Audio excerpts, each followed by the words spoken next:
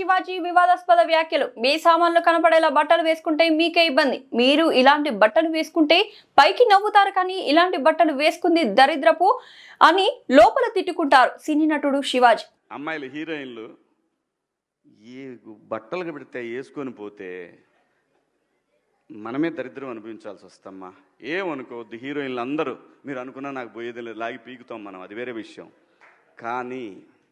కానీ మీ అందం చీరలోనో మీ అందం నిండుగా కప్పుకునే బట్టల్లోనే ఉంటుంది తప్పితే సామాను కనపడే దాంట్లో ఏముండదమ్మా.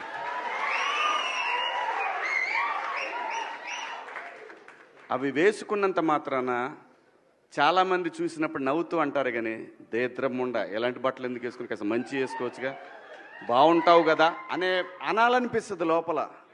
అనలేము. అంటే మళ్ళీ స్త్రీ స్వాతంత్రం లేదా స్వేచ్ఛ లేదు. స్త్రీ అంటే ప్రకృతి, ఎంత అందంగా ఉంటే అంత గౌరవం పెరిగిద్ది. ఈ ప్రకృతి అద్భుతంగా ఉంటుంది. అలాగే స్త్రీ మా అమ్మ చక్కగా ఎప్పటికీ గుండెల్లో కనపడతా ఉంటుంది, ఒక సావిత్రమ్మ కానీ ఒక సౌందర్య కానీ. అలాగే ఈ జనరేషన్లో ఇంకా చాలామంది, రష్మిక, చాలామంది అమ్మాయిలు ఉన్నారు. వీళ్ళందరూ ఇంపాక్ట్ క్రియేట్ చేశారు కాబట్టి అమ్మటే చెప్పగలుగుతున్నాం.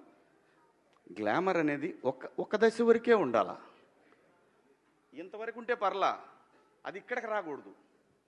నేనేవాళ్ళే కానీ చెప్పడానికి మళ్ళీ అందరు రేపు పొద్దున పెద్ద పెద్ద వాళ్ళంతా బయలుదేరతారు, మాకు స్త్రీ స్వేచ్ఛ లేదు. స్వేచ్ఛ అనేది అదృష్టం. ఆ స్వేచ్ఛని కోల్పోవద్దు. మన గౌరవం ఎప్పుడు పెరుగుద్దంటే మన వేష భాషల నుంచే మన గౌరవం పెరిగిద్ది.